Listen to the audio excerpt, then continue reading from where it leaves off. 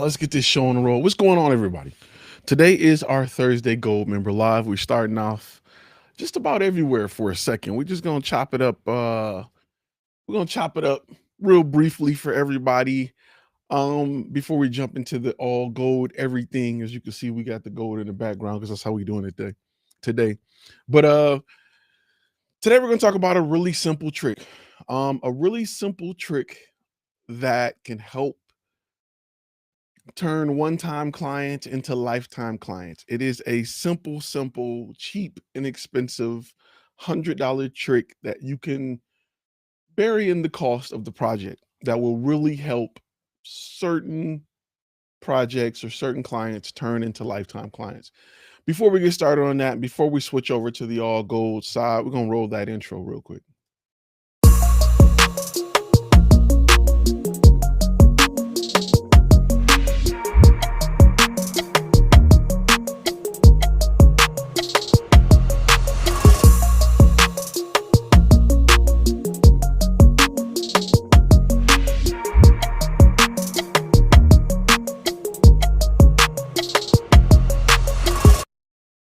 What's going on, guys? My name is Todd Turner, and obviously, if you are a gold member, you already know what this channel is about. It's about turning your passion into profit. It's about helping you get that bag and teaching you tips and tricks on increasing the size of that bag. And today, we're going to talk about a few things, really quick things. Today is a real short and sweet episode with a major back pocket trick I like to use whenever I'm working with certain type of clients.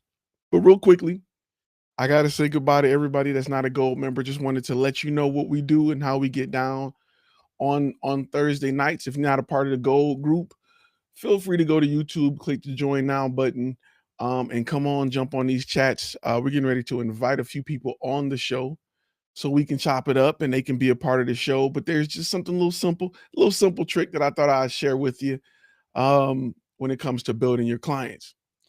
For my non-gold members, I will see you guys next Tuesday. Make sure you guys are ready next Tuesday. For my non-gold members. For my gold members, sit tight because we're about to get right into it.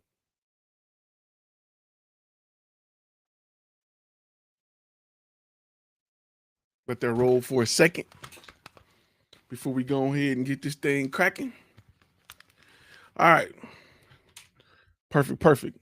So let's talk about something, gold members. Let's go ahead and chop it up. For those that want to jump on, let me make sure I provide you with the link because we got a real, like I said, short and sweet show today.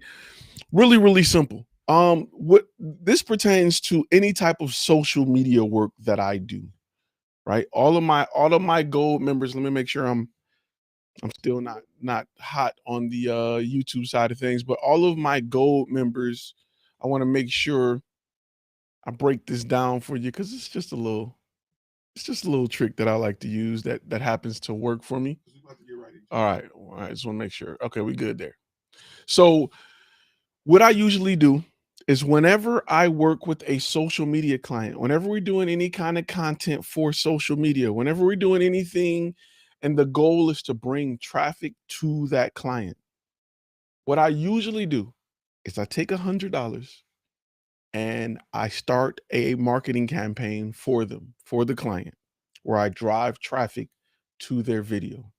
And I don't usually, I'm not gonna say I don't usually notify the client. It's something that's included to kickstart their video. $100 can go a long way depending on what the keywords are, and what platform you choose to do it on. For me, I usually push clients to, if clients are looking to do like a Facebook campaign, if they're looking to do, or they're looking to post a video on their Facebook, or they're looking to post a video on YouTube, I allow the client to post a video and then I will do a campaign on it.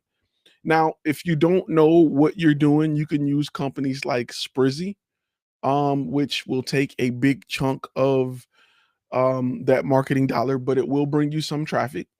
Or if you know what you're doing, you can go in and set up a simple campaign to maybe target a keyword, target a specific type of audience, and let that ad run.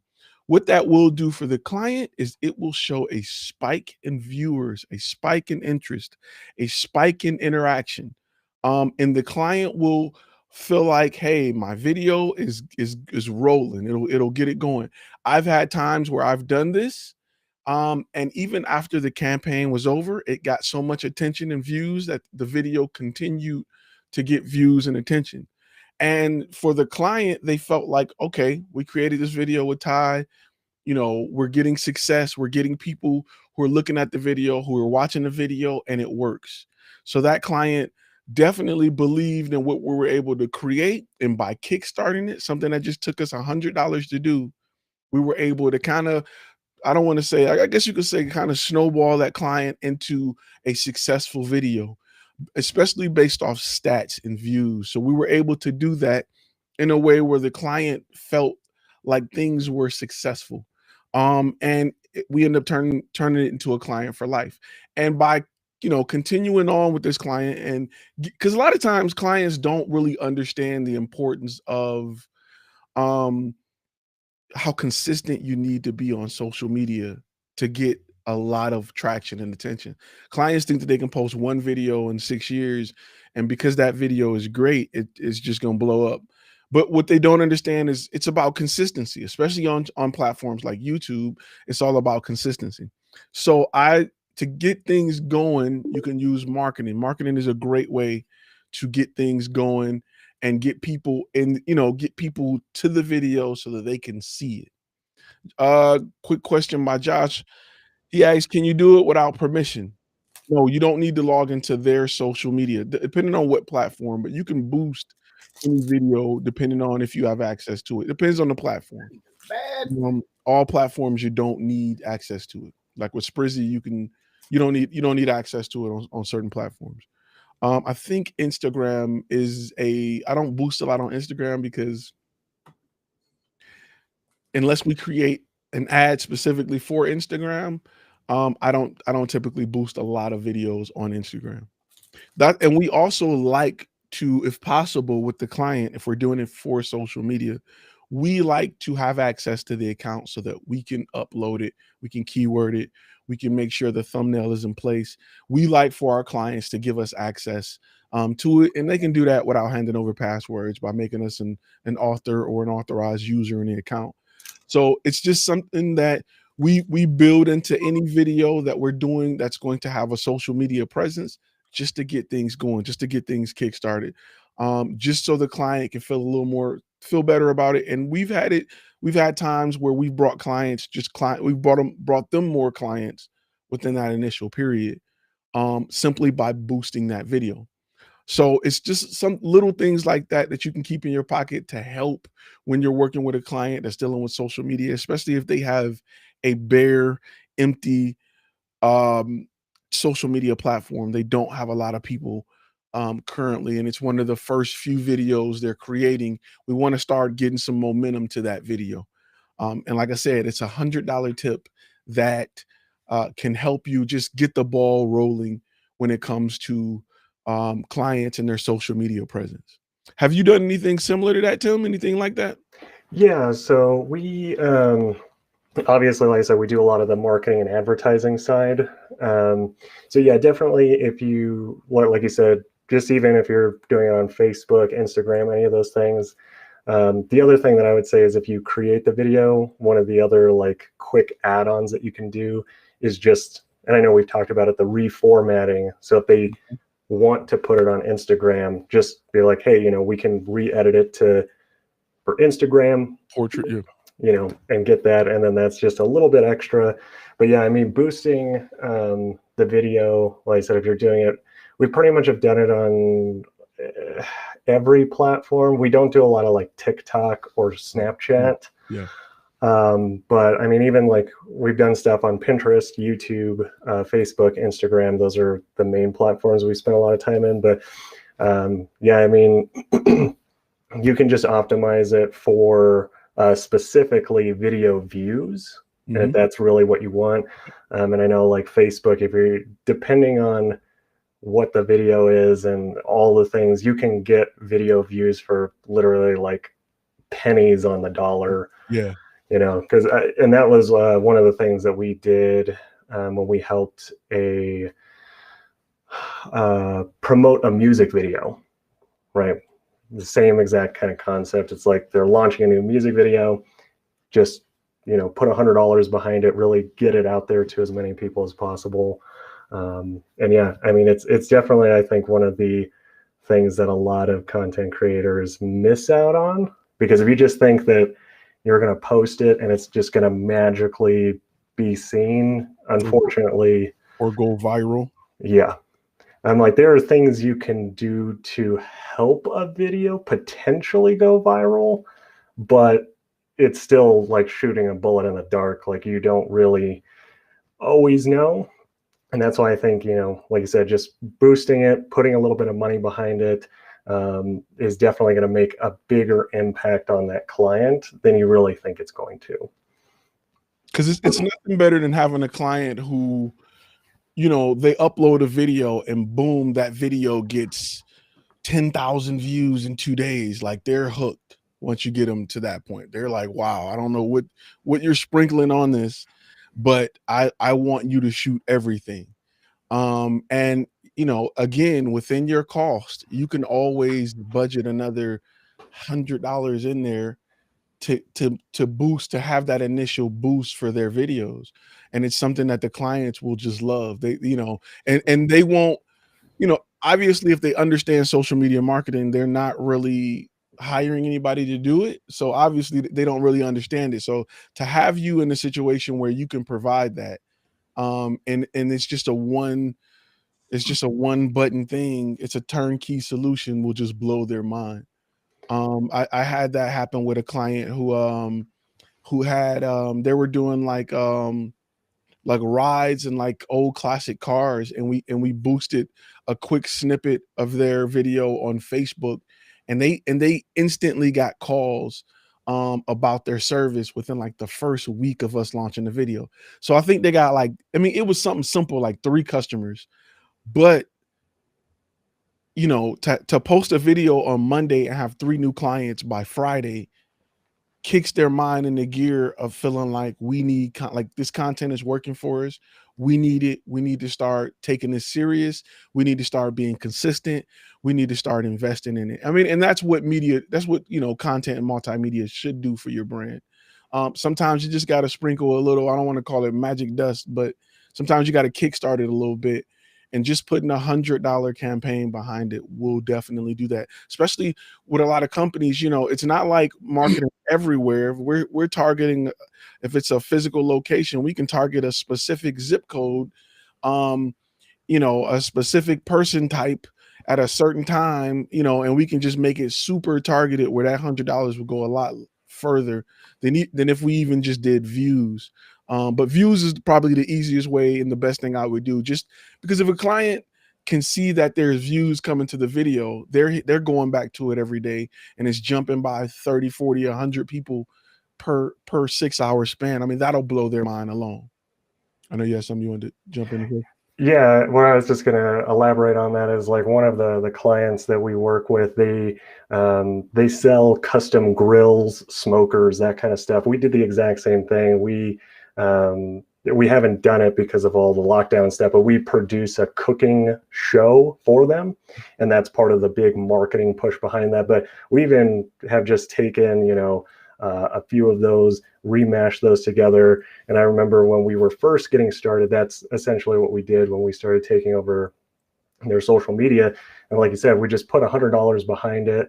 And I want to say within like 2 days, the video already had close to 100,000 views. And it made them, I can't even remember, it was like 10, 15 sales within just a few days. And these products are like in, you know, high 500 to over 3,500 bucks per product. So just by that one simple thing, we were able to like really kickstart a lot of that stuff for them and really help solidify that this is what they need, right? This is the right solution. So yeah, it's definitely a good strategy, and it's something to think about for sure. And can you do that with photos too? You can.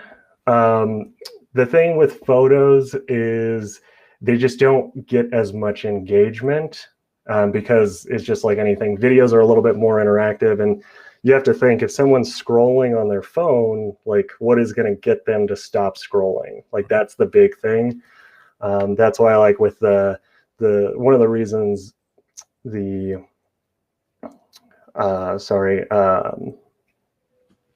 grills did so well. I don't know why I'm drawing a blank here. Did so well is because we had a lot of fast cuts in there, and people love food. So, you know, I'm a big foodie.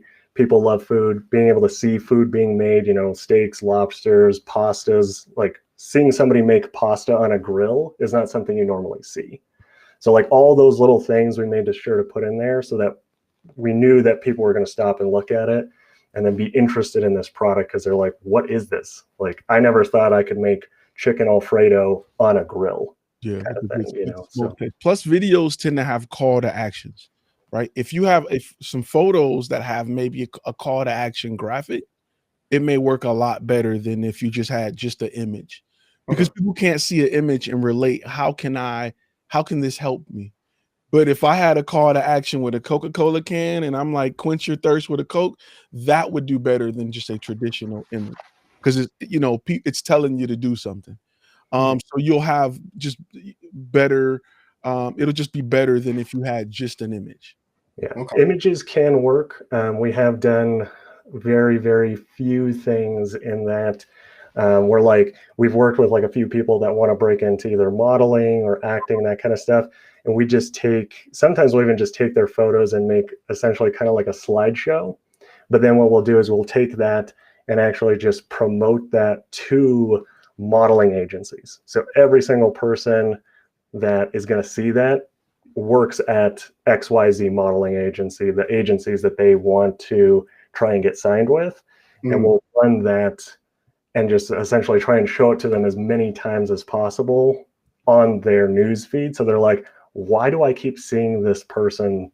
Like, these images look really good, these things. And then it leads to helping those people kind of get jobs. That's just something that I kind of have helped some people that were actors that I knew in film school.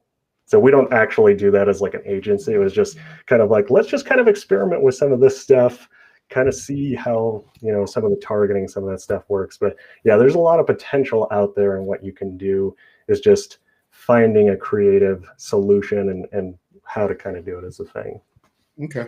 And my thing is really, you know, offering this as a package of marketing is completely different. And it's something that once you get, you know, your teeth cut on the social media side of things, you can do. I'm just saying, built into the price of a video, these are things that I'm just doing, even without talking to the client about it. In my mind, I know I'm going to boost their video to bring traffic to it, to get it kickstarted, so they'll feel like, because what they're going to see is, hey, this company created a video for us, and we've done videos in the past, but for some reason, when I post a video with this company, it's getting more traffic. And that's kind of what you want them, you know, you want to take them down that road of working with your company has done more for my content and for my business than other companies in the past.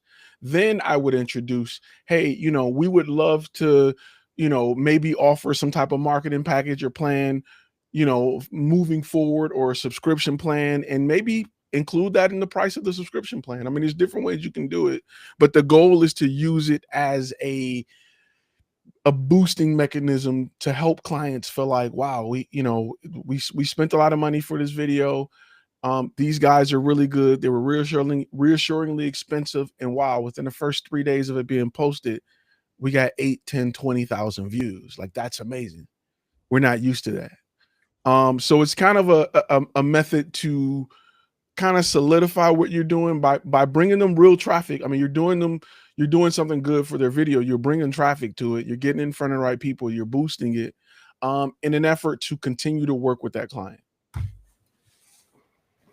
Yeah, and with that, I mean, the big thing is, I mean, if you think about it, if a client is like, hey, we just spent $3,000 hiring you for a video, and you just post it and hope that it kind of does whatever, and it gets 5 views, and that's really about on par with the videos that they shot on their phone, do you really think that they're going to hire you for that next $3,000 video?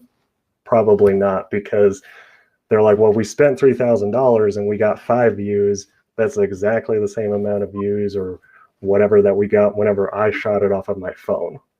So they don't see the value. Right. And they're, yeah. And because let's be real, video quality, that cell phone's catching up. I'm not saying it's perfect, it's near, it's close, but if you hold an iPhone steady and connect the mic to it, I can trick a whole lot of people. And they're looking at $3,000 or free. Is what you're doing $3,000 better than what they got in their pocket? And sometimes some people may not feel like that. Like in your mind, you're color grading, you're lighting, you coming out, and in their mind, it's $3,000 I can keep in my pocket. You know what I mean? It's $3,000 I can keep in my pocket. You know, if I post your video and my video, and my video get 200 views and your video gets 280 views, is it really worth $3,000? You know what I'm saying? And that's how they're gonna feel. That's why and that goes along with me teaching you guys it's more than being just a camera guy, right? The solution, you have to offer the solution, right? So if your solution you're offering is to that client and their goal is to reach more people, that's their pain point, that's where they're hurting, that's what they called you up for, so they can reach more people, sell more stuff, and you only get 80 more views than what they got with their cell phone. It's going to be hard to convince them to continue down that path.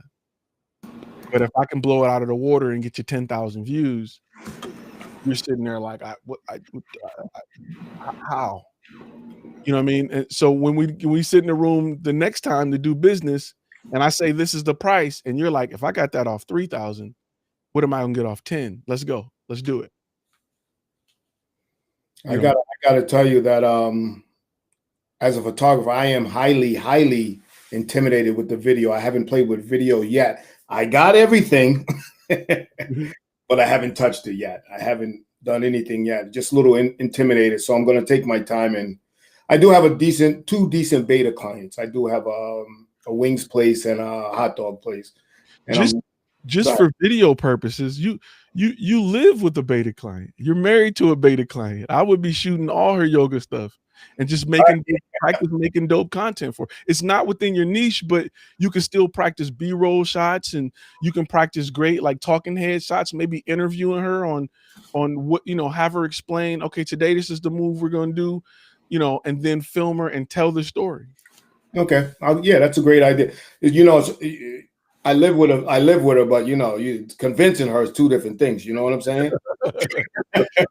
If she's starting a business, it's free content. Yeah, well, yeah, I'll bring her upstairs. I'm gonna have her walk in here and you tell her. I got you. It's a whole different animal. I feel you, man. I feel you. Tell my real quick question, man. So I apologize, I came in a little late. I didn't get my lunch until a little later. How are you being able to access the customer's Facebook business manager to be able to boost the video content?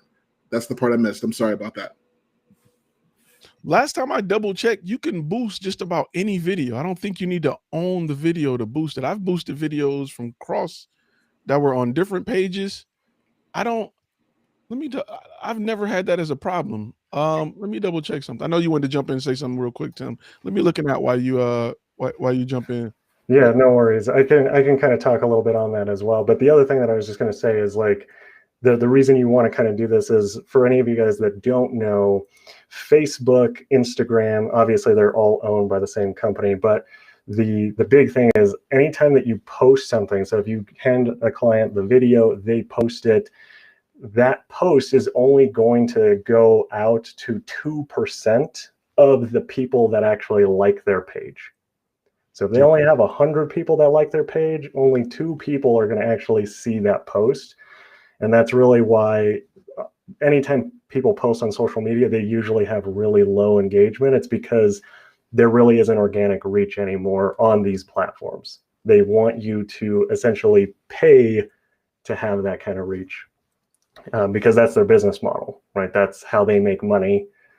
Facebook and Instagram, they're not doing everything out of the kindness of their hearts. They're a business too, right? So you have to realize that. And then the other thing is, as far as like the boosting, that kind of stuff, you don't necessarily have to have access to their business manager. The business manager is going to give you way more advertising features. You're going to have way more stuff. A lot of that you probably aren't going to necessarily need if you just want to boost a post for $100 and get those views. Really, the big thing is you can just see if they'll let you. The easiest way is if they'll just let you be an admin on the page, and usually you'll just say, hey, it doesn't even have to be an admin. I think it's a moderator is the lowest form, and just ask them like, hey, I need moderator access. That way we can go and make sure that we title everything, get the thumbnails right. And a lot of clients are going to be like, yeah, that'd be fantastic if you can go and like optimize the video. And then whenever you're there, like I said, you'll just need to make sure that it's okay, everything is set up, and more times than not, you should just be able to boost the video. Obviously, our process is a little more in depth because we do all the advertising, but that's why I said you don't need as much access as like we do, because we do all of the other crazy stuff that comes along with the ad platforms. The way we usually do it is we sell the idea of just like you said, of making sure that we upload the video, we keyword it, we tag it or hashtag it, we create the thumbnail for it, and once we get access, that's when we usually do it. But the goal is to, and that's something, honestly, that was an upsell at one point in time. I would charge clients for us to do that portion of it. Usually we would hand the video off to you and say good luck, and that has actually been an upsell for us. There's one client we were charging upwards of $200 a video to do keyword research, to create the thumbnail, to upload it, things like that. So once we get access, then we would go ahead and boost it. Yeah, one of the other things that we do is sometimes, like if your client doesn't have a YouTube channel, what I recommend is go and create what I call a generic business YouTube channel, where you can actually put those videos, because some of them, sometimes it's pulling teeth with some clients and having them to try and set up a YouTube channel, do all that stuff. Once they kind of see it working, they may go out and do that. But one of the best things to do is, if they don't have a YouTube channel, post it on there for them, do all the keywords and that kind of stuff, and then even just go and run it as video view ads on YouTube and get a lot of views on there. And then they'll start to understand like, hey, this is actually a thing, and it's a lot easier too, because you can just be like, here's a link to the video, here's an embed code, and you have a little bit more control over that. And then of course, if they open and start their own YouTube channel, you can give them that video, and then we usually just make those videos unlisted on there. But it lets them kind of have an idea of what, because that's one of the hard things is, like, especially in advertising, it's hard to sell somebody on a platform if they're not on it, right? It's hard to be like, you need YouTube, but they're like, well, we've never used it in the 75 years that we've owned a business. And I'm like, so. You'd be surprised at how many companies just don't want to do something as simple as a YouTube channel. And it's free. And it's free. Yep. You'd be surprised. I mean, all social media is free.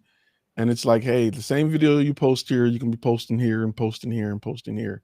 There's people there, so why aren't you? It takes another 3 seconds. So yeah, good comment came up. Yellow Pages.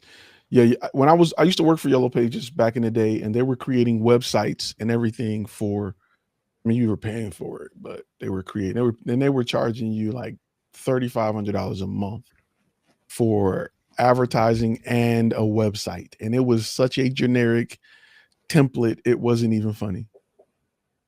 They would come and take 6 pictures. Literally, we would sell for minimum $3,500 to $3,800 a month. They would send somebody out to your location to take 12 pictures that they would then make a video out of. It was a slideshow with a generic website. It looked like way more generic than like a ClickFunnels site.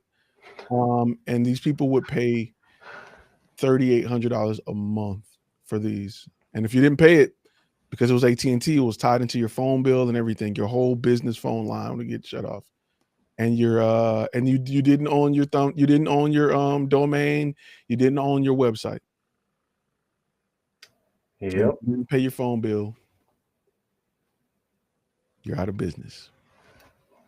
There's a reason why people do subscription models in their business. Yeah. I was like, wow. Great commission back in the day too. Great commission. Good time. So just a little tip, just a little something you can put in your back pocket to kind of get the ball rolling, or just kind of win over a client, especially, if you want to say, hey, let's shoot, 1 or 2 videos and see how they go. And if you like it, then we can offer you a subscription model. Because you're going to need content ongoing. And if you can knock those first 2-3 videos out of the water and they're starting to get views, and your first 3 videos got 30,000 views, and the goal is to stay consistent, you can walk back in and try to go to a subscription-based model. Get somebody like Tim on your team that has a business that does nothing but marketing, and say, hey, what would it cost me to have you guys, white label something for me, maybe, or kind of do a little marketing, a small package, and then maybe include that in your subscription-based plan for the client, and then go from there. I mean, if you don't know how to do it, it's always good to meet somebody who does, and maybe try to work out, just what is a level of entry? What is a plan that I can offer my client, that we can have you work with us on whenever we do video with this client, that's subscription based. So I'm sure, if not I've worked with plenty of marketing companies that do just that. But it's always great to have somebody and you have experience with. So you may want to, if you do that, Tim, and I may be speaking ahead, but you may want to definitely shoot a question to him and see if he can help you out with that. Yeah, like I said, just let me know. We don't work with obviously every business. We don't work with everyone. We know like who we can serve. If I feel like it's not going to be a good fit, I'm just going to tell you. I'm very like, I'm a straight shooter. I'm like, we can either do it or we can't do it. And if we can't do it, I know quite a few people, and I can refer you to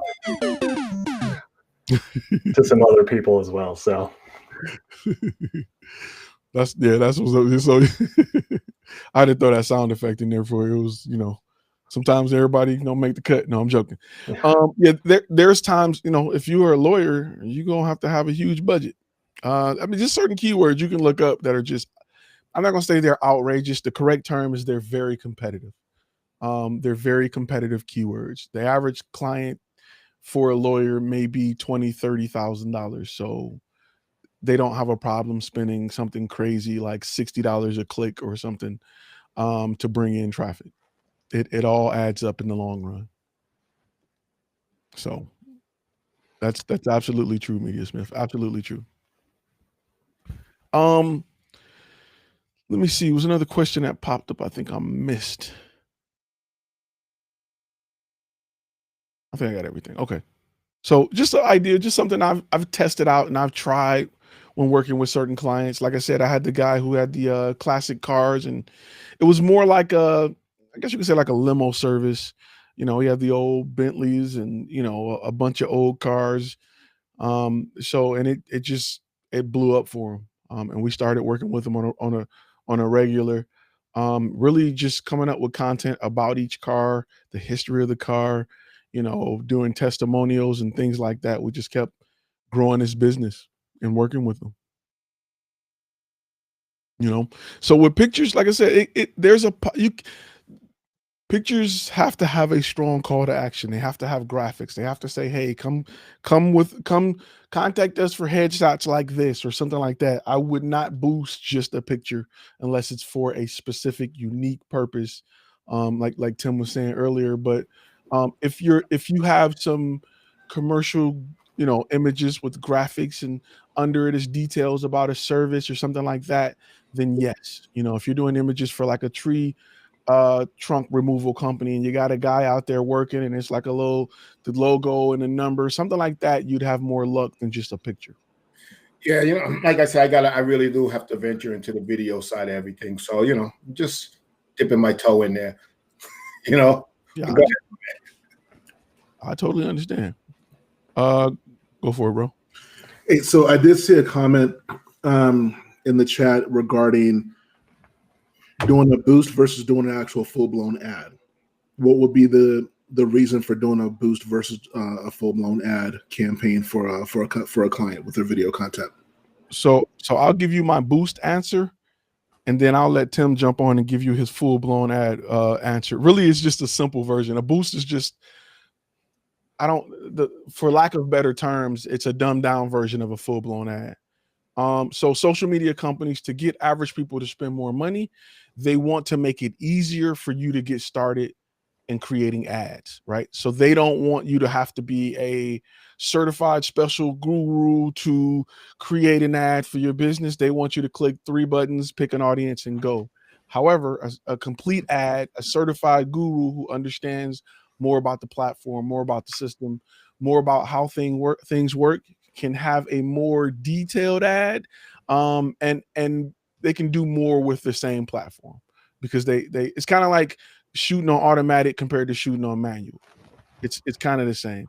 They want you to be able to put the camera in the automatic so anybody can shoot, but those who really want to get into it can turn the knob to manual and dial in what they want to dial in, usually for better results. Yeah, that's pretty much almost exactly what I would say. The other thing is I think that there's sometimes a little bit of a misconception with boosting posts. I know there's a lot of people that just talk about, like, you should never boost posts, you should never do blah, blah, blah, whatever. And I would have agreed with that probably like 4 years ago. So it's funny because even like one of the largest clients, they do a lot of money every single day, like close to $100,000 in advertising every single day. We boost posts all the time because it's a fast way to see what ads are going to work before we go in and really drill down on any advertising. Because the thing is, if your ad doesn't grab people's attention, it does not matter what you write on it. It doesn't matter what the call to action is, because if they just scroll past it, it doesn't matter. So boosting allows you to really find what we call, what are the winning ads, right? Like, what is the winning creative? Because your creative is the number one thing that's going to get people to stop. Then your sales copy is going to convince them why they need to click on the ad. So, and the big thing that a lot of people sometimes have a little bit of a hard time understanding is your ad is not designed to sell your product. It's designed to get people to click to your sales page. That's all it is designed to do, because if you try to sell on your ad, that's why you don't see success. All it's supposed to do is get them to take the next action.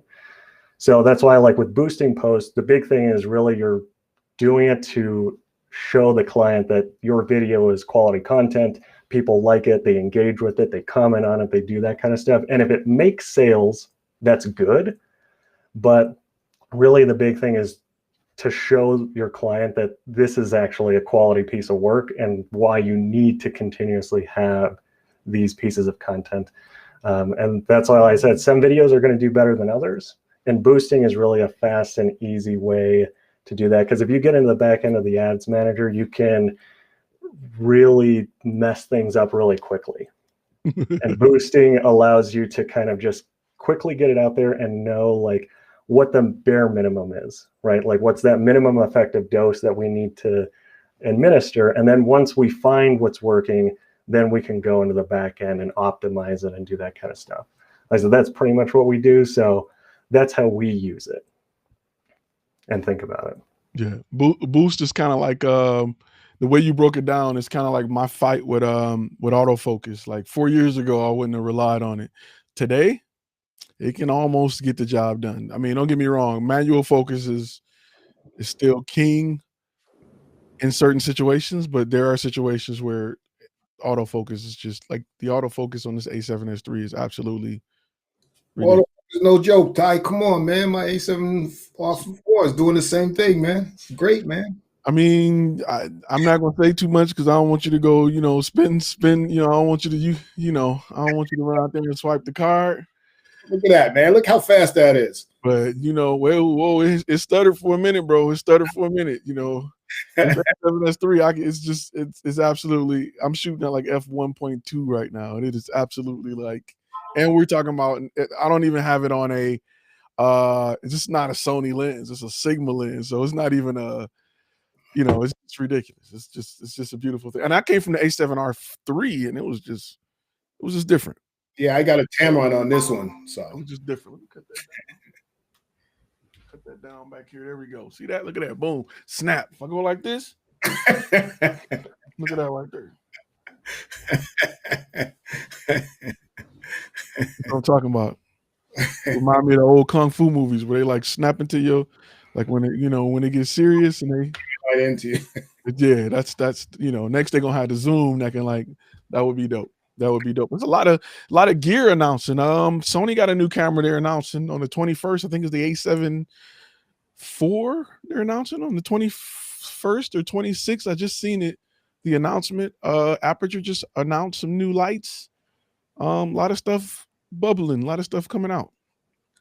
So I got I don't know if anybody else wanted to go, but I do have a situation. I said I was dealing with the wing place, and I went in. I'm using them as a beta client, so I didn't go in tie with my contract. I got the contract pack, or with that came with the beta, the course, and I didn't go in with the contract or the COVID. Should I have gone in with that and had them sign all of that and as break them down as every step of being a paying customer? Yes. Was it your initial time you went in, or was it your meeting where you set up and kind of went over everything? No, it was the time that I was going in to take photos. The initial time I went in was last week. So we talked about it and we set up a day. I will walk them through the whole process, including contracts. Okay. Yeah. Because the goal is for you to get comfortable taking them through that process, right? Okay. Contracts, going into the business, contracts feel weird. Like it just feel weird. Like, here's some paperwork I need you to sign. Like, you know what I'm saying? But business owners, they're used to it. So really it's to get you comfortable with it. Plus, you don't want to be in a situation where they feel like something was promised and it wasn't. Even as a beta client, like you'll bump heads because they're like, I thought you were doing, nope, laid it all out here in the paperwork. This is exactly, you know what I'm saying? So that helps you get in the mindset of covering yourself and getting comfortable doing that. Because really you want to protect yourself. Right. And that's what the contracts are designed to do, protect you. And kind of lay out the law. Because if something happened and there's no paperwork, you will never forget that contract ever again. Okay, yeah. All right. So it's a part and trust me, if it feels funny bringing it for a beta client, watch how funny it is when you waiting to get a check, when you waiting for them to hand over some money.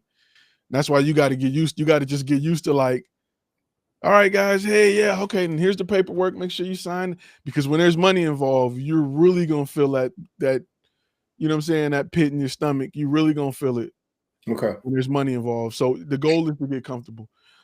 That's why usually, like if you go through any sales training, they'll always go through the process where you start the paperwork, right? Just so when you get out and you're doing sales for real, you're comfortable with the paperwork. Okay. Because that's the part that's a little scary. Okay. Go for it, Tim. Yeah, and one thing to kind of piggyback off of what we talked about last week with email marketing, one of the best things to do is like however you're doing payments, if you can set up like an automation where it'll add them to a client list, the best thing is like, obviously your proposal is going to be custom and that stuff to that client. But like if you have a COVID contract, you have like an NDA, whatever your general contracts are, the best thing to do is, one is I always take a tablet where they can actually sign that day. But two, business owners are always really busy. So I just tell them like, whenever you fill out and you make your payment, all of those contracts, we're going to email them to you.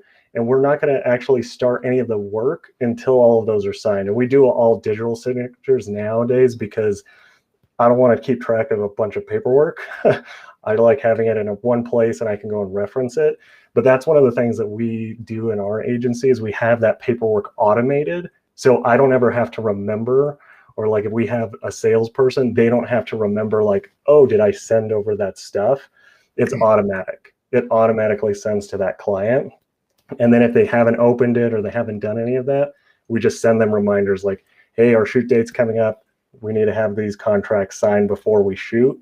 And at the very least, if they still haven't signed it the day we're supposed to go out and do any of the work, I just take the tablet and I'm like, before we hit record on a camera, sign this stuff. Like, you never signed it, you never did any of that.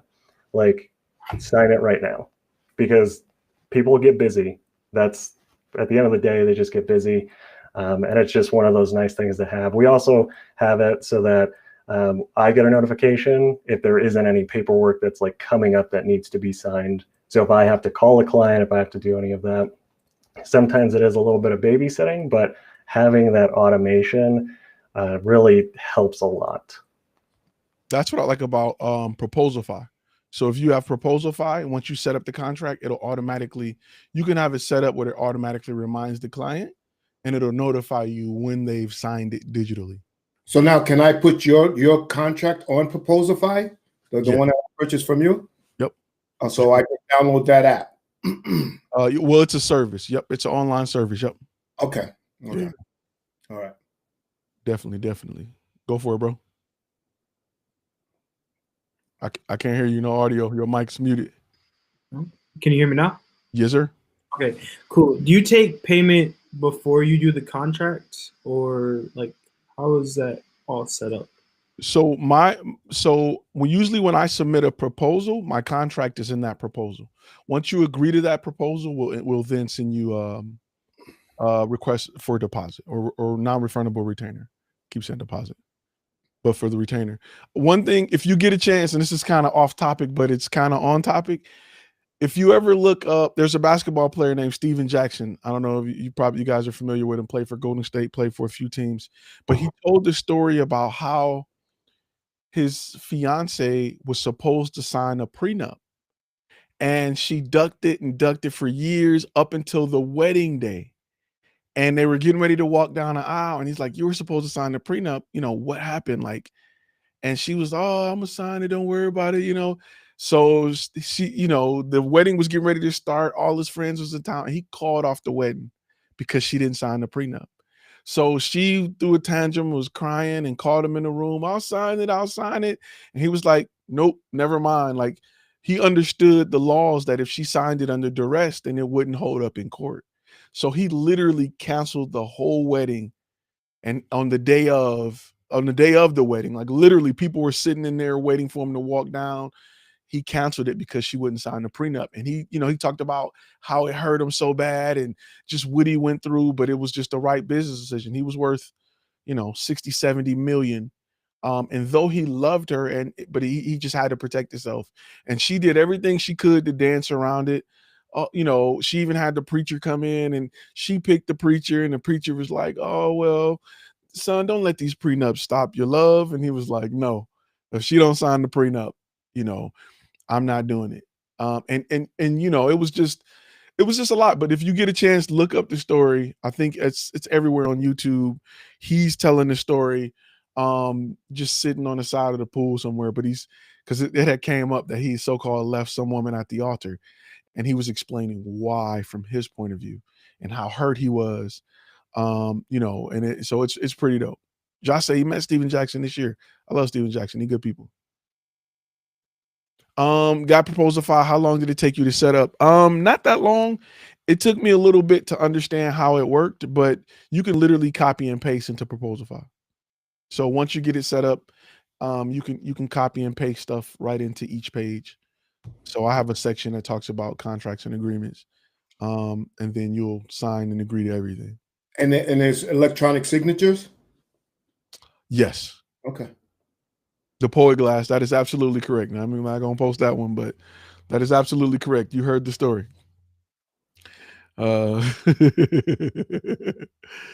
But it's a really, really interesting story but it goes to show you how if people don't want to sign that contract, the person you are sleeping next to will do everything possible to dodge and get around it. But, you know, again, he had 70, $80 million to protect.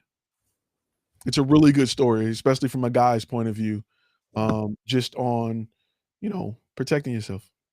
And that contract is something you got to do. You got to, you know, you got to stick by it. Because the only person that's going to get hurt or jammed up will be you. So you got to protect yourself. You know, got to do what you got to do. Dude, is she on camera?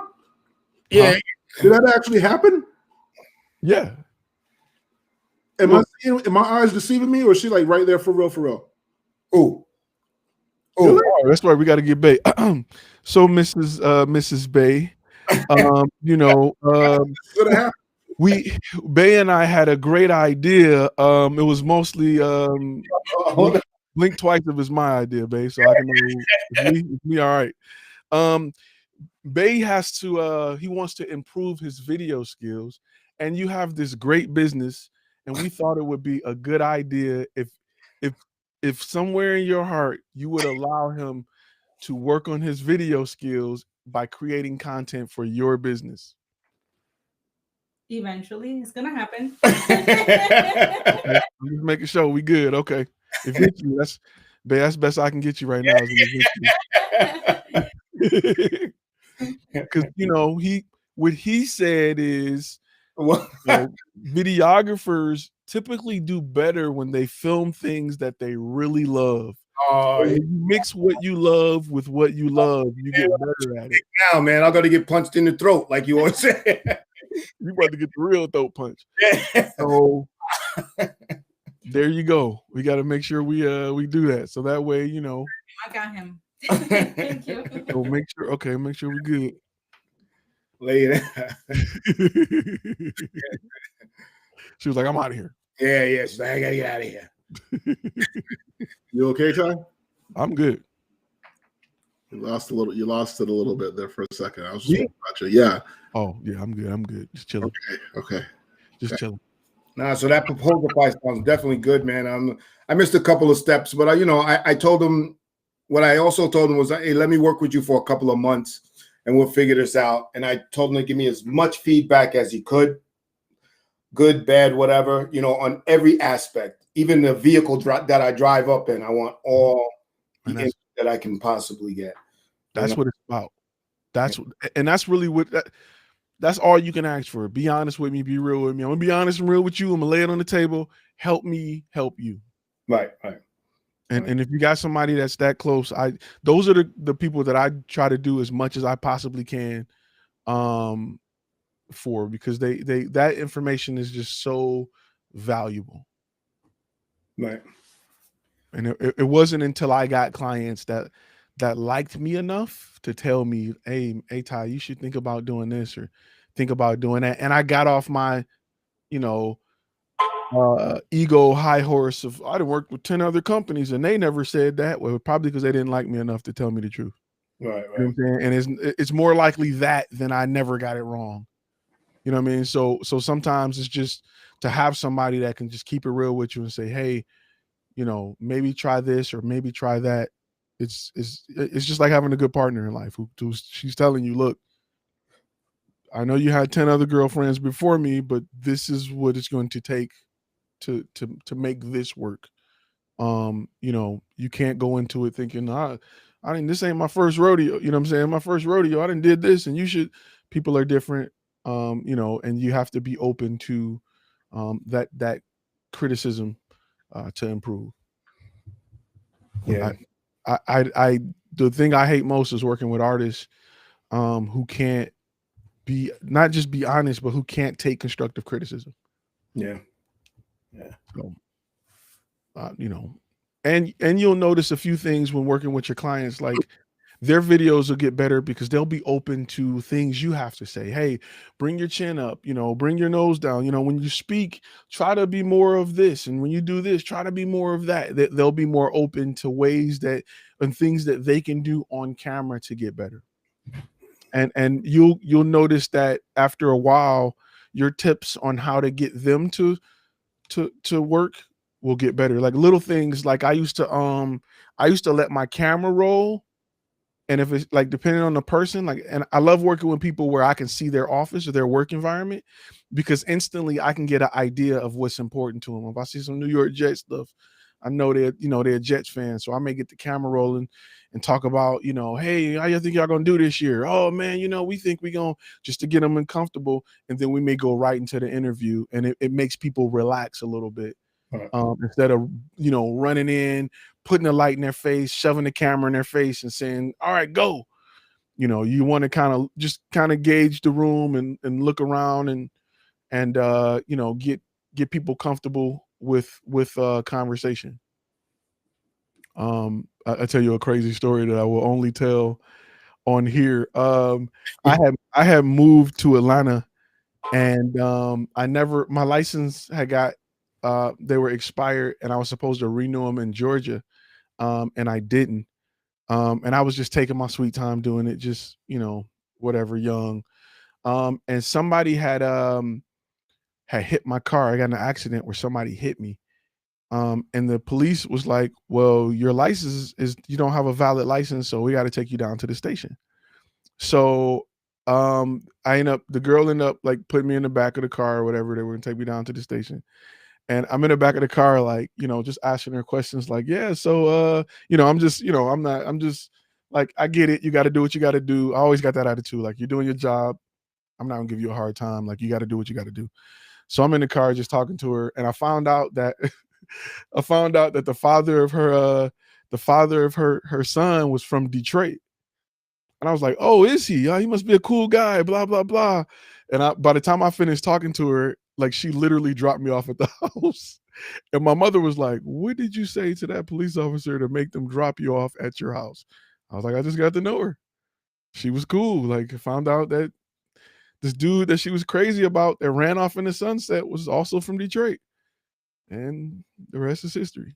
So sometimes you just got to talk to people, man.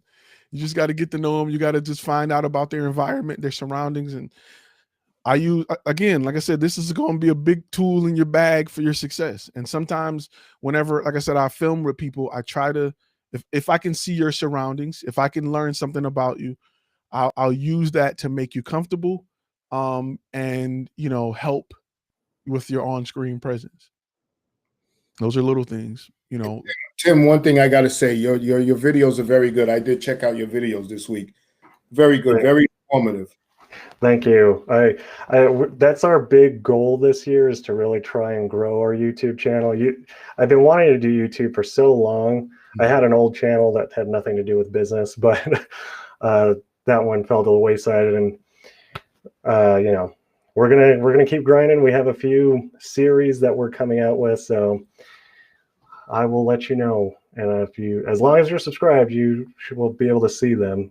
Yeah, so. Definitely subscribed last week after the show, and I checked out the videos. They're very good. Thank you. We got to do some live. We got to do some dual channel lives and collabs. Yeah, I'm down. I mean, you'd let me know. Like I said, I spend probably way more time than I probably should looking at all of the marketing things. So, but I love it. So, it is what it is. That's your passion. That's what it's about. That's what it's definitely about. Somebody said, oh, that was an old question. My bad, it popped up. But yeah, those are just little tips and tricks. Actually, I had a quick tip of the week. I did that whole series where I released one like short video a week for a year. I think one of those quick tips of the week was something along the lines of that, just making people comfortable on camera. And getting that way you can get just better content when people are not talking like this. Yeah, so I think I don't care how great your quality your video is, if you get people like, yes, so I think we went to the store, it's not gonna matter. That's what people are gonna focus in on. So making people feel comfortable is something that you want to try to get good at. And certain niches, if you're working with dentists and doctors, they're just their personality type is usually like, I got it, let's go. You know what I mean? Like they're usually like that, where certain niches are a little more timid and they're kind of behind the scenes. They're not used to speaking with people. So depending on what your niche is, will determine, what you're dealing with. And then they all usually have something in common that you can use to bring out their personality. Any But books you recommend for that? Like better communication and making them feel more comfortable? That's a good question. Where is there a book? I'm gonna have to do some research on that to help bring out other people. I may have to do some research on that. I'm used to talking my way out of situations. Like, I'll start looking up some stuff right now for you guys. I'm used to like now. there's 12 of them. It's just one of me. Let me crack a joke and then run. I'm used to that. You know what I'm saying? Go for it, Tim. Yeah, definitely. I definitely agree with that. My entire life has been, how do I convince somebody to let me do what I want to do? Not. But no, there's definitely a lot of great books out there. The ones that I would recommend, a lot of them I would say tend to do with psychology. Psychology is huge. The ones that I like is there's one called The Like Switch. It's written by a guy that's part of the FBI and how they read people. And essentially it's how you get somebody comfortable enough to like you so that they start opening up with you. And it's all what they used to do in interrogations. So it's a very interesting book. So that's definitely one. There's one. What is the one that I'm reading now? So many books over there, but yeah, that's definitely one. I would definitely recommend. Influence is definitely another big one. Really talks a lot about a lot of cognitive biases and like what gets people to be motivated, what gets people to kind of do that.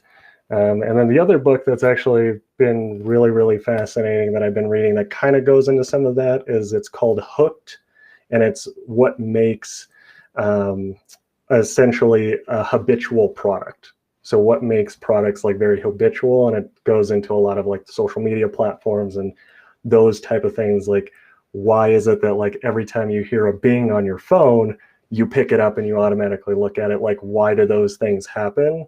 And how you design your products and services to have those same kind of effects. So those I would definitely say. I'm sure that, I mean, I have gobs and gobs of books, but habit forming products. I just looked it up. Yeah, so that one is the one that I'm reading currently, about halfway done. So definitely a fantastic book to really start understanding some of those things. But really, I'd say anything in the psychology realm, and stuff that even if you just look up like cognitive biases, there's a lot of stuff. So at some point, I'm hoping I want to do an entire series on it. It's just I'm trying to figure out how to make it interesting, because and I know Ty can probably say the same. Education type content, like I have a love-hate relationship because, right, we're all creative people, and education content is so difficult sometimes to make creatively. Yeah. So I'm trying to figure out how I want to do that. So definitely. I agree. It's kind of the reason why I am always so, I don't want to even say comical with it, but I'm just kind of loose with it, because it can be very boring. And that's why a lot of people don't touch the business side, because it's not as fun as, talking about color schemes and stuff and editing. It's not a lot of B-roll. It's just not as fun, right? You have to, it's just difficult. Yeah, and I mean, I whenever I was in film school, I was a special effects and makeup artist. So like, I'm like, I can do all of that. I have that creative side. So like, moving to the business side there's definitely pros and cons to it. But like I said, especially with content, it's tricky. That's the big thing. That's like my big goal is like, how do we crack that to make educational content a little bit more exciting? So, but it's a challenge for sure. It's hard work. I know, like, it's hard work. Like, my goal in 2021, especially once I finish pushing out all of the master course, is just to bombard YouTube with original content. Like, that is my goal. It's just, that's what I want to do once I get the last 2 modules complete it, and then I want to go over them one more time with the beta testers and make sure everything is correct and done right. I want to just push out content, and that's the goal. That's definitely the goal, because my passion is multimedia. My passion is the business side, but what's becoming my passion is teaching people. And I never would have thought that that would have been it. I just thought something was cool and like to talk about it. But I love the fact that I can help people change their lives, and it's kind of a high for me. Is to have people come back and say, "Yo, I did this, this, and this. You wouldn't believe what happened." Like I love that. Like that's my it's just a good point. It makes me sleep better at night. It makes me feel like I'm contributing to the world. Some people got other ways of doing it. For me, I like to hear from people that I don't know personally or have never met say, "Yo, I watched the video, I did this, and it brought me that," and people benefit from it. That makes my day. Totally agree. Yeah. And YouTube gives you that platform. So, I love it. Let me make sure I learned all my photography skills from YouTube. Yeah. Everything. So. And you got some good work. Well, thank you, man. But it's everything. Now I hope the same goes through with Ty now. I'm putting you to the test, man, to see what you got. Well, I already got you a beta tester for today. I mean, I'm doing a little bit now. I got you a beta tester right there. We got a maybe. A maybe is never bad. Whenever a girl tell you maybe, that's always a good, that's always even from like middle school. When you go to the prom, maybe. Yeah, just consideration going on. Stupid, You man. have a little chance. What did he say on Dumb and Dumber? You're saying there's a chance. Like, what did he say? I love that movie. Oh man, that's me all day. I'm looking at the good side of it. So that's what's up.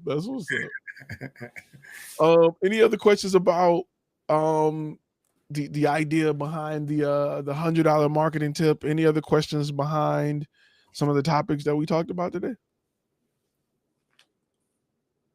So but that $100 tip that you're talking about, that's just for video right now. We're talking about it's more effective with video.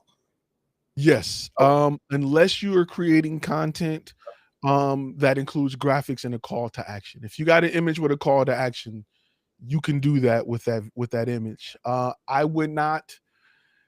I mean, okay, so you could do it with an image, right? If you have the type of client that just want to get views on an image and you want them to look at the picture and see that 30,000 people that viewed it, you know what I'm saying? It's hard to get them to like it. But if you have a client that just gets off on that, then yeah, you can use it. It may not turn into a customer. It may not turn into, a financial gain for the client. But if you want to just show pure stats, it'll work. But it depends on what is your idea of it being effective. For a video, if they're selling a service, if I get 1 or 2 people call in the first 3 days, that's effective. You know what I'm saying? If I just want to post a picture and get a lot of views, if I want to say, dang, a lot of people viewed this image, it will work for that. I know you were going to say something, Tim. Go ahead, jump in, bro. Yeah, no worries. The big thing is I would say with an image, like what Ty was saying, it really has to have a strong call to action. And a lot of times, because we still run image ads, but the thing is like those usually have a lot of the stuff that we have as classified as a meme style ad, where it has like a headline at the top and then maybe some text on the bottom. The thing that you have to realize though is like Facebook only allows you 20% of your image can have text. If it's over that, it's going to decrease the amount of views you're going to get. So the thing is like, if you're going to do that, it needs to have something that has like a good call to action. I know you said that you're working with like wing places, that kind of stuff. The thing that works really well is like, you can put 2 images side by side and have it like versus like, are you a hot? Like, do you like stuff that's like burn your lips off? Or are you like, I like, Parmesan garlic wings, whatever it is, like, but it needs to have some kind of a good call to action. And that's why if I was going to go to a client and talk to them about this, I would really hone in on like, what is it specifically you want people to do when they see this? Is it you want them to call you? Do you want them to text you? Do you want them to click over to your Grubhub? Yep. What, what is it exactly you want them to do? And that needs to be explicit, like in the image. It doesn't need to be like go to website dot blah blah blah blah whatever, but it needs to be like click the link to order now. It has to have a clear call to action, because if it doesn't, people, especially in food, people will just be like, that looks good, and then they'll just scroll past it. Okay. It needs to have like a distinct call to action, and especially with that, like if it's like, whatever, if they do like a wing Wednesday, 50-cent wings, I would put that on there, like 50-cent wings on Wednesday, because that's like, oh, that's what I'm getting, right? Okay. And the image can look really, really nice and have all of that stuff, and that's always going to convert a lot better than something somebody takes on their phone, but it really needs to have like that strong call to action. That's why that's something I would work with the client. Like, what is it specifically you're hoping that this is going to do before you run an ad or boost it or any of that stuff. Yeah. Cool. So just to go over it again, so the tip is boosting. I guess we can use the term boosting, or taking $100 out of your profit and applying it to marketing on the back end to get more traffic to your video that you've created for a client, so that when you've uploaded the video for the client, there's an instant boost in traffic, instant boost from clients, maybe instant boost in calls, especially if it has a strong call to action. And with the client, what I usually do is when I'm working with a client, I'm usually requesting to have the ability to upload it to their website so that I can create a thumbnail, so that I can be in charge of the keywords, just the marketing side of it. And my thing is usually, hey, to help you get the most out of your video, would you allow us to upload it to your social media and optimize it for marketing purposes? When they do that, I create an advertisement, usually $100 towards boosting or advertising, however you want to say it, same thing, that video. And this is not $100 that I am saying, okay, I'm charging you for marketing. This is just me taking it out of my pocket to do an effort to have that video go viral, so to speak, and have the client really like what we've done for them. To have them feel like, man, they posted a video, it got 1,000 likes in the first 2 days. Wow, like I want to hire you guys again. And I want to, so that's the goal, is to legitimately bring traffic to their content. I mean, the goal is not just to, fake the numbers, but the goal is to actually get the ball rolling, and some marketing that will help them while showing them the power of great content. So that's the goal, the tip. And just little things that I've done. And once you do that for a client and they see the traffic that they're getting and they start to get consistent, they will want to work with you ongoing, because they're going to be like, man, we did 3 videos. All 3 videos got 2,000 views in the first week. We've never had that happen before. And I mean, even if it's the case, you work out a subscription-based plan with that as a part of the cost. Okay. I'll eat half of the price of what I'm charging for a teleprompter to put it into a marketing plan. I mean, what is it? You know what I'm saying? Like, usually we charge $250 for a teleprompter. I'll eat $100 of it or $125 of it, because it's not costing me nothing. I'm literally walking to the van and back to the set. You know what I mean? So I'll eat that to get a customer for life. And the great thing is too, with the pricing model I use, and you have a la carte items, a majority of them are almost pure profit. So they're always bargaining chips whenever you want to close the deal. Hey, we'll throw in a teleprompter. Hey, we'll give you guys an extra backdrop. Hey, you know what I mean? It's different than saying, hey, we'll stay extra 6 hours. Like, I don't want to do that. You know what I'm saying? I want to throw in something that, hey, we'll throw in $100 of marketing, when you go with us. You know what I'm saying? Go for it, Tim. Yeah, that's definitely one of the strategies we use all the time. Like I said, I think the one that has probably worked the best for us is re-editing a video to the different social media platforms. Like, it's pretty simple. And the thing is like, anytime that we've gone out and shot anything, I always keep that in mind. Like, we're going to have a horizontal version. We're going to have, a vertical version. So we'll frame things a little bit further away because we can always crop in if we need to make the framing look right. But that's something that's super simple. And if you have Premiere, you literally just click like auto reframe and it'll do all of it for you. You don't even have to do anything.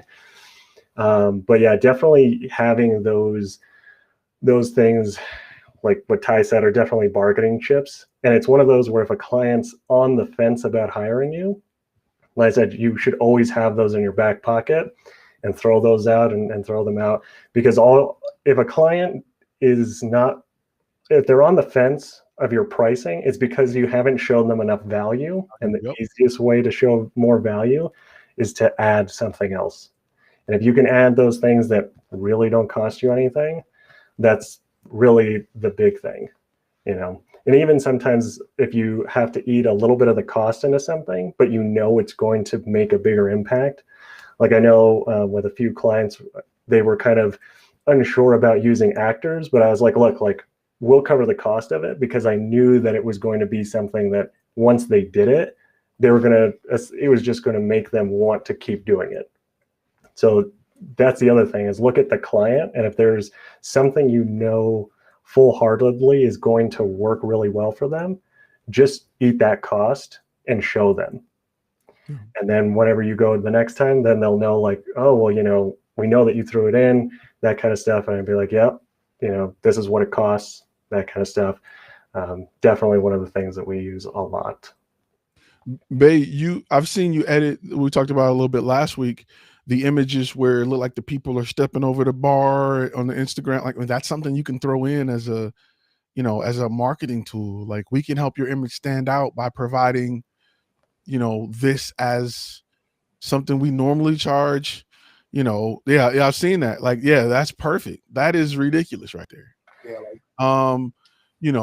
Get that on. Oh, I meant to put that on the big screen, but show it one more time. That is, that is something that, everybody else is taking pictures. They're not offering that. And that makes I can grab a wing too. Yeah, and the big thing that I would definitely do with that is use it. Take the same image, have one without it and one with it. And when you go to a client, show them like, this is what everybody else's images look like. This is what yours could look like. And I guarantee you could probably even just charge more money, because even just by showing somebody that, it makes a huge difference. And that's why, like, one of the things, and we do this a lot with websites, like if there's a big client that we really want to do work with and stuff, and their website isn't that great, instead of me just telling you, hey, this isn't that great, we'll just eat the cost of building what their homepage could look like. And then I show them, this is what your homepage looks like now, this is what it could look like. And it becomes very difficult for people to say no, because they can see it. And once they see it and they can see how big of a difference that is, and it's something that they weren't even expecting, weren't even thinking of.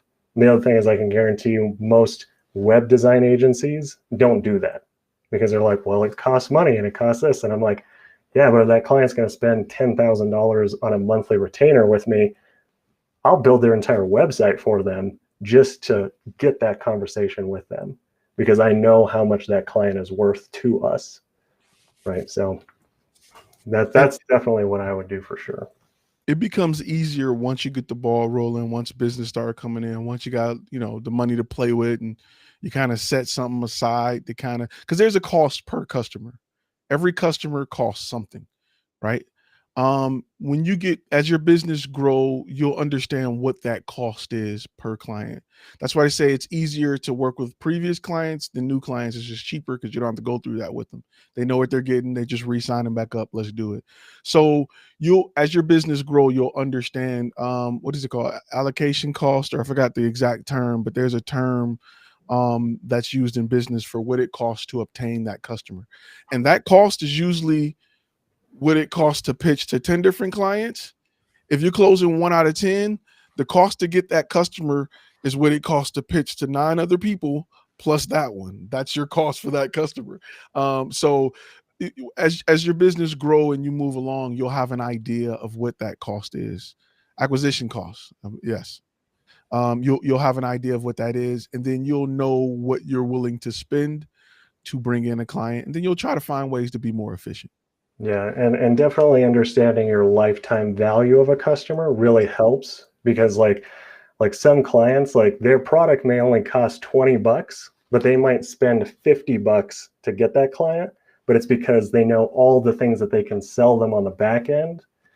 They end up making whatever, maybe a client stays with them 2 years and that client makes them $5,000. Well, then, yeah, I'll spend $50 all day to get a client if I know they're going to make me $5,000 over the course of 2 years. And then really that's where you're able to scale your business, grow, because when you go and say, yeah, it cost me $50 to get a client, other businesses are like, I don't even want to spend $2 to get a client. But you can just go out there and you can continuously just pick up as many clients as you can because you know your numbers. A great example of that is Xbox and PlayStation. They'll lose money on the consoles with the idea of selling you multiple games throughout the next 5 years. The average person is going to buy, what, 10 games? And the average cost of software is very little. It's so much margin in that. And that's why they have online gaming, because that's where they make all their money. They don't make money off of the consoles. They make it off of you playing online, because you got to pay monthly, yearly. Yep. Or downloading online. There's no shipping. There's no CD. There's no printing. There's pure profit. $60 in their pocket. Cell phones do it as well. Back in the day when they used to offer you free cell phones, and they know you can get a monthly plan, a contract.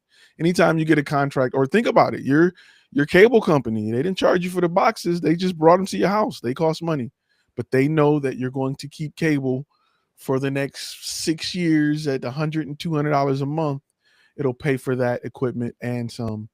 Or whatever it costs to send the tech out to your house. That's money. It costs money for all of that. And they're okay with it because they know they're going to get it back. So those are things you'll look at more as you grow in this business guy journey, this businessman journey. That's briefcase level. Once you've earned your gray suit, and then you move up to your penny loafers, then you get your briefcase. And that's when before you can't put, you get your briefcase, and then you put a penny in your penny loafers, and then you move up to the dime in your penny loafers. But it's steps to it. Got to get the case though. Got to get the briefcase. Yeah, you start with one of them little foldable briefcases, then you get a real solid leather briefcase. Then you move up to the silver briefcase with the handcuff. Dude, stop. You're bringing back memories, dude. Back in 5th grade, I was going to school with a briefcase, leather briefcase with a combination lock. That's how Pops had me rolling, man. Members only jacket, a little bit of high water action going on. You had the penny loafers with a dime in them? Yeah, you did. It's okay. I had loafers. There were no pennies, but they were. Oh, okay. Yeah. See, I was in a Bugle Boy era. I don't know if y'all remember Bugle Boy. Yes.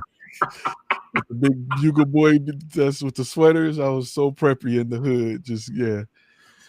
Oh, my God. For that Bugle Boy, if y'all know what Bugle Boy is, this is really like preppy. It was just terrible, man. My mom had me just like, I don't know, man. It was terrible. But that was me, man. Sweaters and turtlenecks, man. Sweater vest is cool, bro. I feel you. Sweater vests and everything, man. That's child abuse nowadays, but hey, it is what it is. But I want to make sure you guys got a good understanding of this tip here. Like I said, it's just something that you could, especially, and I'm gonna tell you when I really use this tip. If I'm getting my foot in the door on like a trial base, like if I feel like a customer is like, let's go with the first video and we'll work from there. Like if I get that, I'm definitely doing this tip. Let's see, we're gonna test you out, and then we go. And I tried this actually with a beta client. It's the first time I tried it, just to see what their response would be. And I ate the price and the cost. I don't think I even spent $100. I think I spent like $50. But that beta client, and it's weird because we don't think about, well, if it's a beta client, I'm doing it for free. Like, what's the lifetime value of that client? Well, that client referred 5 people, and they end up buying some stuff later down the line. So a client I begged to work with for free, I probably made $30,000 to $40,000 to $50,000 off of. really just by impressing them to the point where they were like, dude, you got to get in. Hey, you get in on this. And they referred me to other people. So that's why it's important to even practice it with your beta clients. I'm not saying go out and blow $500 on a marketing budget, but the idea of me doing this came from working with a beta client, having one beta client, and we created something and we're watching it like, all right, it's moving, but it ain't really moving. So what can I do differently?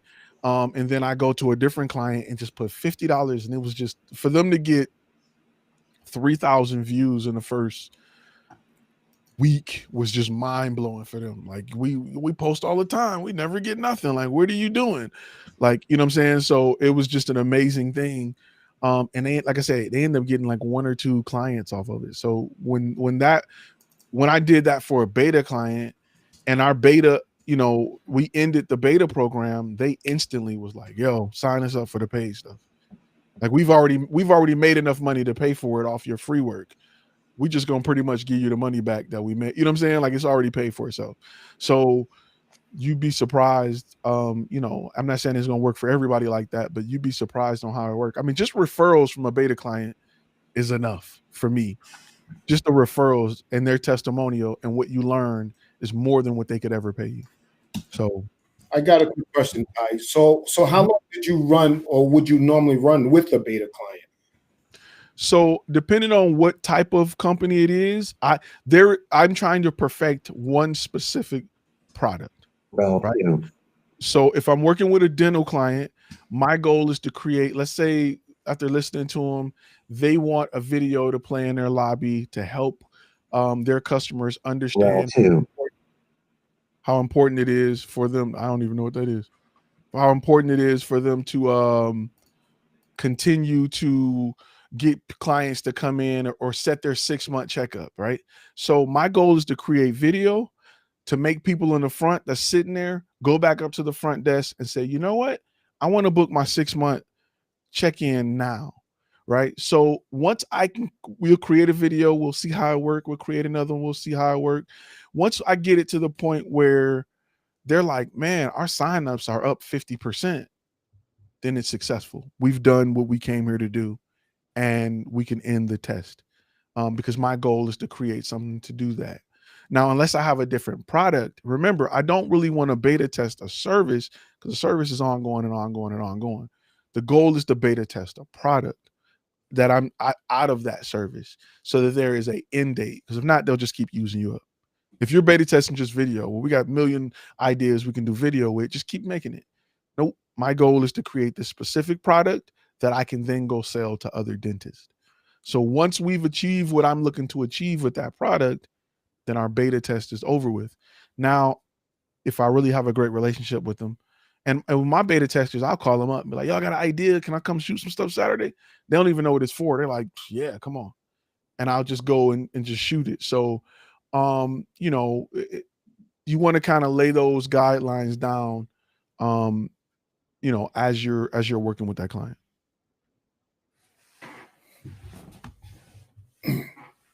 I want to make sure I add that to that. So, you know, and it's just things you learn, because if not, people will use you up.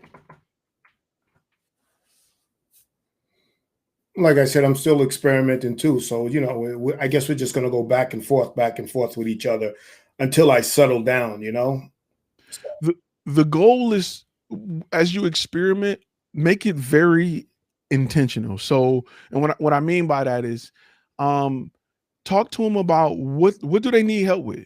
Like, I don't want to throw spaghetti on a wall and see what sticks. I want to know what you need help with, and then I want to try to solve that problem. I don't want to just create content for you that bring you business. I don't care about that. I don't want to create videos for you that look good on your social media, because I'll be there all day. I want to listen to your problems, and I want to solve one specific problem. And I want to create content that fixes this problem. And not just, we just want to pump out a bunch of content for you because you need it. Nope. Because your clients that want to spend big money with you have a problem. You know what I'm saying? I don't want to, and let me relate it to plumbing, right? I don't want to show up at your office and fix all of the pipes. I want to learn how to install a septic tank so that people who have a bad septic tank that want to spend $10,000 to get it fixed, I'm the guy they call. You know what I'm saying? And I'm not just somewhere practicing how to fix pipes, and it's not specific to a problem. All I right. want to make sure I got the problem. So say a problem could be they're having low sales on maybe a particular cake or something. They're having, so you want to boost out that cake in their social media more. That's the aspect. That's where you're going with that. Right. So to speak, yeah, we want to create content around people who like cake to bring them in to get this particular cake. Okay. You know what I mean? So people who like German chocolate may not like, red velvet. Chubby guys like me like both, but everybody ain't like that. You know what I'm saying? So we want to make sure we create content around people who like this particular cake, and we get it in front of them. You were gonna jump in, Tim? Go for it, bro. Yeah, with that, the big thing, and I think that this is one of the things that kind of some people have a little bit of a hard time understanding, especially as creative people. So like obviously in our agency, we have to have stuff that is repeatable, right? Like the way that we do things has to be repeatable. And like when it comes to advertising content, like we have specific videos. So like what I talked about earlier, like a meme style video, that is a specific style. And you can think of that as your specific product. And that's what you would beta test with a client. So if you want to do like the ones where you have the image coming through, come up with a name for that, right? Just whatever you decide, like I don't know, Instagram photo, something. Right. Productize that style and beta test, like, what can we do with this style? Is it to drive more sales? Is it to drive more engagement? Like, what is the purpose of it? That's what you're testing. And once you can get it so that it's repeatable, that's how you go out and you can sell it. Because you want to essentially figure out, like, right, always creative people don't like to work in a box. But the thing is if you want to make a lot of money, you need to understand how you can create that repeatable box time and time again. One is it's way faster, right? Because you probably just have a graphic that you put down there. You're not designing that every single time, right? So when you have that process, it makes it so that you can do it faster and you can do it cheaper. And then at the end of the day, if you need to hire an editor, or you need to hire somebody when you start growing, you can literally take that and it's now a process. You can teach someone else how to do it. And that's how you exponentially grow your brand. But the thing is a lot of people, like what Ty said, is they're like, I want a video. Well, that's great. There's 10,000 types of videos, right? And like for us, when we do video ads, we have specific styles. And that's what we sell a client. And I can go to a client and say, this is this style of a video ad. And we use it for primarily e-commerce and product based, because that's what it's designed for. This ad is maybe a story-based ad, and it's really more for YouTube content. And we can go to a client, and when we talk to them that way, they're like, dang, nobody has ever showed me content and understand it this way, and how each piece of content solves a specific problem. All right, that's how we do it. And I think that that's really the big thing with your beta tester, is figuring out, like, what is that one specific product, right? Take what you do and productize it and make it a process that can be repeatable, and you can get quicker at it. You just described McDonald's. Yep. Exactly. Your labor will be faster, quicker. You'll know what the cost is. Even if you're not editing, you're going to an editor, you done got it done 10 times, you know what the cost will be. You know how long it's going to take you to show up and shoot it. So you know what your cost is, and you'll be able to, you'll get to a point where you'll become more efficient. McDonald's just got the idea of making a burger for a lot of people and found ways to make it more and more and more efficient. So they can sell a $1 burger and make 95 cents off of it, hypothetically. You know what I'm saying? So you're doing the same thing with content. Yeah. You're doing the same thing with your services, and you're getting out of the idea of just offering a service, and you're creating a product from that service. So unlike, the guy down the street, he's trying to sell a service. That's why he's talking about kits and hourly and trying to do all of this. You're selling a product. This is the end result. This is the polished, finished video. This is what it will look like and what it will do for you. And then just like you've talked about before, right? Then you know exactly what kind of equipment you need. You know how much time it's going to take you. You know, like all those things. That's why, like for us, like we have specific ads that we can crank out that are high converting because we've tested them so many times with so many clients, and we know exactly what they are. We know what our costs are. We know what clients are willing to pay for those. And like I said, it just gives us way more flexibility. Even though people think like it's not as creative, I'm like, it's way, in my opinion, it's way more creative, because in order to make something repeatable, that's difficult. That takes real creativity. I'm like, that's why I'm like, if you look at artists nowadays, just throw paint on a canvas, it's art. Nobody really finds value in that. But you go back to, you know, a lot of old Renaissance style paintings, like that's true art, because being able to capture that certain thing and to consistently be able to do it time and time again, that's why that costs way more money. That's the same way that I look at it, is how do you, like what Ty said, how do you take that service and essentially productize it, make it consistent, do it over and over and over again. And the best thing to do is, and I know that I think I mentioned this in the last video, I can't remember, but whenever you create that product, if it's specifically like for you working with restaurants, name that product something to do with restaurant stuff, because then they're just going to gravitate toward it a lot more, right? And that's the big thing, is you can name your products that make sense within that niche, and it speaks to them so much more. And the same thing, you can take the exact same product, right? Like some of the video ads that we do, we can use with multiple businesses. We call them different things when we talk to that niche specifically. So it makes sense in their mind, even though they're the exact same thing. Just like $1,000 dressing is $1,000 dressing on salads, but it's special sauce on a Big Mac. Same thing. And once you productize them, you can stack them. You can offer bundle pricing. You can offer subscription-based pricing. You can do so much with it that you just can't do with the service.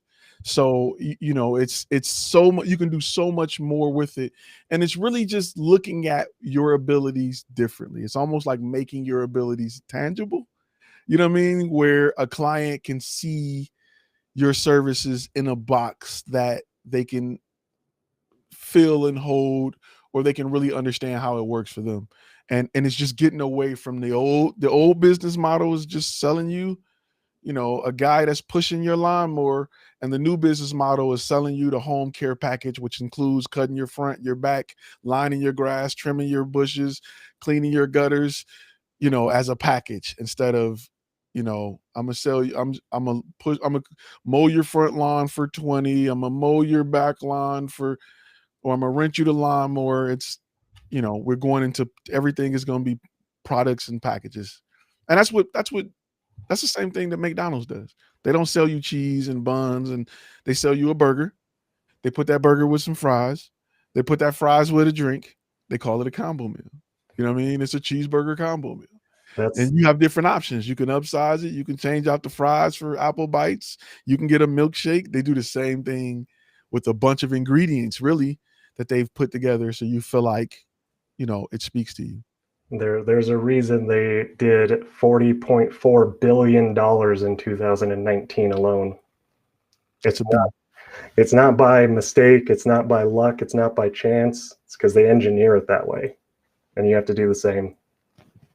And their goal is to get 50 billion next year by finding ways to be even more efficient. It's the scorers will never, a company like that reports the same 50 billion or 40 billion as they reported last year is sad about it. Like, we failed because we've only produced 40 billion. And the crazy thing is the number 2 company, I can't remember who it is, they only did 25 billion. So like half of what McDonald's did. The second largest fast food company. And they're mad at themselves. They're cussing out. They're having board meetings with fist fights. I want the super yacht, and I just got the regular yacht. What am I going to do with a $2 billion yacht when his yacht is $10 billion? Like, literally, like, man. So yeah, it's, you know, as you grow the business, and then what's great about once you create these products, and another great thing about once you really sit down and you realize what goes into this template that you're creating, you can bring somebody in to do that, and you can take a step back. And now you're working on your business and not in your business. Now you have a order of operation, or you have a manual of what to do. Take these pictures, get this angle, use this lighting, you know, and you can bring somebody in to do that. And then you can take a step back and worry about other things in the business. So that's why products are so important. And looking at what you do as a product helps build this big business. We want to get out of, we don't want to be 90 showing up to take somebody picture. Like, you just sit still. And you don't want to be that guy. You want to be 90 on a beach somewhere looking at numbers being deposited into your account. And you don't want to be there doing it. Because we're not going to always, be this young forever. I know I want to be on the beach somewhere. I want to be on the boat. Huh? I said I can still act like it. True. This is true. I'm gonna be somewhere nice where the temperature don't get below 70. The beaches sound nice. The beaches sound real nice. Just all my wardrobe will just consist of shorts, and that's it. I'm from the hood, so it's gonna be and1 shorts. Flops. Nike shorts, But anyway, with that being said, I hope everybody got something good for it. I ain't gonna keep y'all too late, because I think that my goal is to be more efficient with these lives, and make sure that if you're watching it again, you're just getting punched in the throat to the point where you pass out, and you're getting everything you need up front. And center. So I hope that we were able to kind of lay out some things and everybody got something from it. Smitty Vibe trying to get us out in Florida. I don't know if I'm we'll see how that works out there. I do like Florida. I got some family out in Pensacola, Tampa, and Panama City. So we'll see how that works. One day I'm trying to go. I don't know. We'll see. I'm trying to go somewhere and just own the island. My dreams are that big. I just want to own the island. So, and I'm gonna do it with this camera. I just want a Laura Croft mansion. That's all I want. That's pretty dope. I just want a Laura Croft. Fair. There we go. Let me go ahead and exit that out. But anyway, But with that being said, like I said, I'm gonna go ahead and wrap for today. I hope everybody was able to, like I said, gain something from it. And learn something, and something they can put in their back pocket to use. The big thing is implementation, is giving you guys the ability to use this information in real life situations and environments, to get better at what you do, to grow your business. All right. So with that being said, I'm gonna go ahead and check out. Everybody have a safe day, safe night. If wearing a mask is your thing, go for it. If not, go for it. And I'll see y'all in the next video. Good night, gentlemen. Good night. Have a blessed one. Be safe. Be good. Have a good one.